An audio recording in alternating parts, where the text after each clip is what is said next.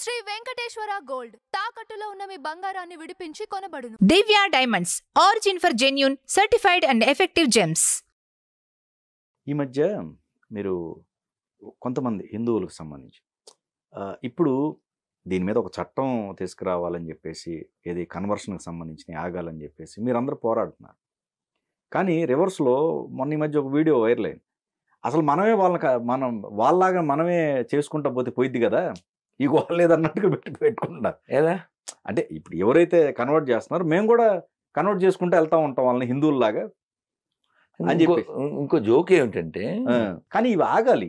ఇది ఎందుకంటే ఎక్కడో వాళ్ళు స్టాప్ చేయాలి, ఇట్లాంటి పిచ్చి పనులన్నీ ఆపేసి.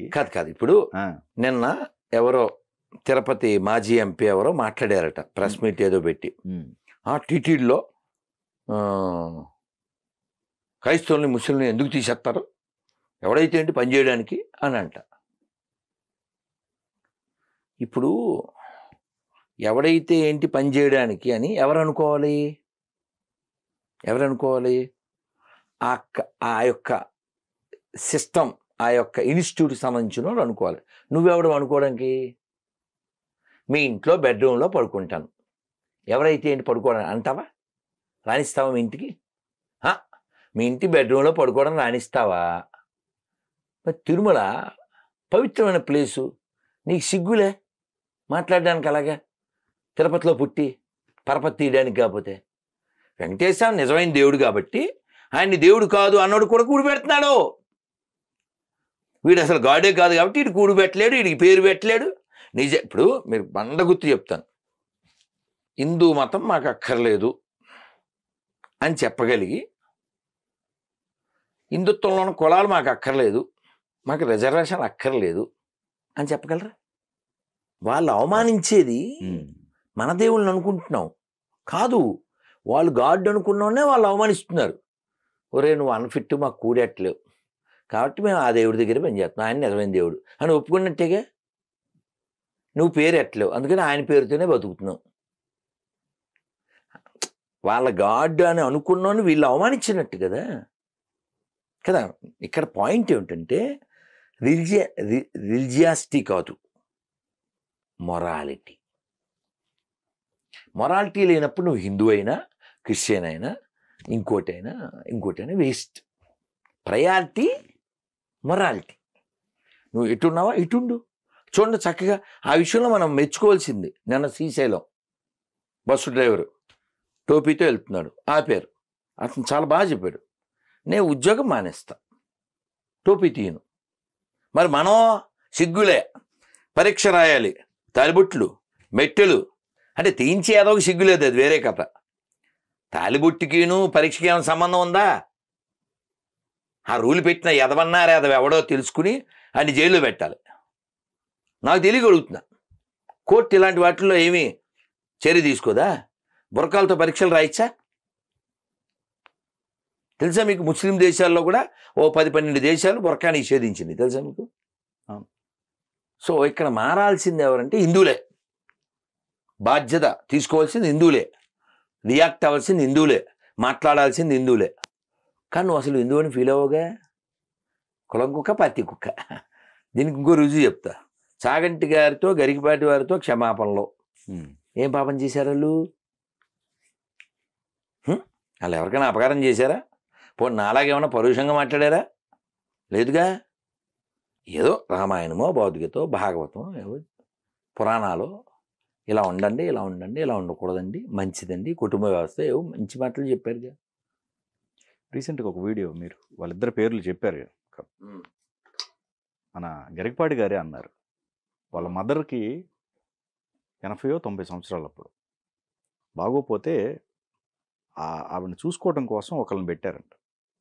రెండో రోజు తను బైబిల్ ఇచ్చింది, పంపించేశాడంట ఆయన డబ్బులు.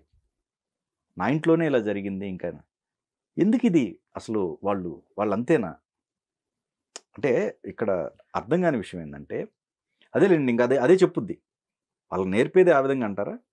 కాదా, they have been brainwashed in such a way. ఇప్పుడు ప్రాక్టికల్గా నువ్వు ఎవరిదాకా ఎందుకు, ఇదే స్టూడియోలో గుర్తుందా, ఆవిడ పేరు లతశ్రీనా, ఓకే. గుర్తుందా? వాళ్ళ నాన్నగారి పేరు మాధవ్. ఆవిడే చెప్పింది. నేను ఎన్నిసార్లు చెప్పాను ఇక్కడ నీ ముందు కూర్చుని, అమ్మ ప్రైద్దలాడు ప్రైద్దలాడు ప్రైద్దలాడు ప్రైద్దలాడు జై శ్రీరామ్ అన్నాను. సమాధానం ఎందుకలా? ఓకే. పోనీ చదువు లేని వాళ్ళు కాదు కదా, మరీ చిన్నపిల్లలు కాదుగా. కేవలం మూఢత్వం, కేవలం మూర్ఖత్వం, కేవలం అంధత్వం, అదే గొర్రెతత్వం. అందుకే పాటలు పాడాల్సి వద్ది. ఏం పాట? గొర్రె మెదడంతే గొర్రె బతుకంతే, మెదడున్న వారెవరు గొర్రె కారంతే.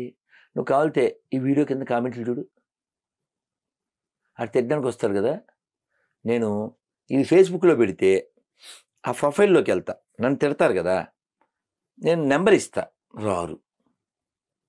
కేవలం వీళ్ళందరూ ఈ కామెంట్లో తిట్టడానికి వచ్చేవాళ్ళు ఎటువంటి వాళ్ళు అంటే, ఈ గొర్రె బ్యాచ్ చిన్న హచ్చు కుక్క ఓ వీడియోలో వాళ్ళ బాస్ దగ్గర కూర్చుంటుంది, ఆ పక్కన ఈ బాస్ ఫ్రెండ్ ఉంటాడు, ఆడి మీదకి రై రై రై రయ్యమని వెళ్ళిపోతుంటుంది. వీడు ఇప్పుడే వాష్రూమ్కి వెళ్ళి వస్తానని దాన్ని అక్కడ పెడితే ఈ ఈ అచ్చుకొక్క వానర్ వాళ్ళ ఫ్రెండ్ దాన్ని 4 పీకుతాడు, గమ్ములు కూర్చుంటుంది. మళ్ళీ వాళ్ళ బాస్ రాగానే ఆడి మీదకి రై రయ్యమని వెళ్ళిపోతుంటుంది. అలా వీడు కేవలం కామెంట్ బాక్స్ వరకు రై రై రయ్యమంటుంటాడు. ఫోన్ నెంబర్ ఇచ్చాక వాడు వాట్సాప్లోకి వచ్చి నువ్వు చూడొచ్చు కావాలితే నా సెల్లో, ఒరే గుండు, ఒరే పిలక, అది ఇది అని ఏదో అనేస్తుంటాడు. నేను సార్ నమస్తే, మీరు నమ్మిన ఆ ముష్టి పుస్తకంలో మీ పేరు మీ అమ్మా నాన్న పేరు ఉంటే వెంటనే ఫోన్ చేయండి సార్. మీరు నీతి గలవారు సింహం వలె ప్రవర్తింతురు అడ్డడ్డ అంటుంటారు కదా. రాడు కాక రాడు. ఎందుకు రాడు? వాడు పేరు చెప్పుకోలేడు. నేను అక్కడికి మెత్తగా, సార్ మీ పేరు కూడా మిమ్మల్ని చెప్పుకోలేని విధంగా తయారు చేసిన ఈ దిక్కుమాల మతం మీకు అవసరమా సార్? మనం అల్లూరికి వారసులం సార్, మనం నేతాజీకి వారసులం సార్, పింగళ వెంకయ్యకి వారసులం సార్, ఓ కందుకూరికి ఓ టంగుటూరికి వారసులం సార్, ఓ ఓబన్నకి, ఓ చాకలి ఐలమ్మకి, ఓ శ్రీనాథుడికి, ఓ పోతనకి, ఓ రామదాసుకి, ఓ కృష్ణదేవరాయలకి, ఓ గణపతి దేవుడికి, ఓ ప్రతాపరుద్రుడికి, ఓ రుద్రమదేవికి, ఓ కవయిత్రి మొల్లకి, ఓ పెద్దనామాతుడికి, ఓ తెనాలి రామకృష్ణ, వీళ్ళకి మనం వారసులం. ఎంత మెత్తగా చెప్పినా దే ఆర్ నాట్. ఎందుకు అంటారేమో, వాళ్ళు అవసరాలు తీరడం అనే కాన్సెప్ట్లో జీవిస్తున్నారు. ఆధ్యాత్మికతకి దానికి సంబంధం లేదు. ఆధ్యాత్మిక చాలా పెద్ద పదం కదా. మీరు నెట్లో కొట్టండి ఒకసారి, అతని పేరు రాధికా దాస్. ఇంతకుముందు కూడా చెప్పినట్టున్నాం, పెద్ద చర్చి. అతను పాడుతుంటే అలా మెస్మరైజ్ అయిపోయి, ఏంటి పెద్ద చర్చి అది, ఏం పాడుతున్నాడని అడగలే. రాధే రాధే గోవింద గోవింద రాధే, మెస్మరైజ్. ఎలా? Church now got divinity. అలా చాలా దేశాలు. ఎందుకంటే పాడిందే పాటరా పాసిపల్దా అంటారు కదా, అట్లా మారి కేవలం ఒక పుస్తకం, అందులో ఒక 1000 పేజీలు, బాధుడు వాడు వచ్చాను, వాడు చచ్చాను, వాడు కాచను, ఇంతే. కానీ ఈ దేశంలో, ఈ రాష్ట్రంలో, ఈ తెలంగాణలో Gollakonda, now it's called Golconda, ఎవరిని బంధించారు అక్కడ? 12 ఏళ్ళు ఎవరిని బంధించారు? రామదాసు గారిని. ఆయన సశరీరంగా వైకుంఠానికి వెళ్ళాడు. చరిత్ర. నీకింత ఎవిడెన్స్ ఉంటే నీకు అక్కర్లేదా?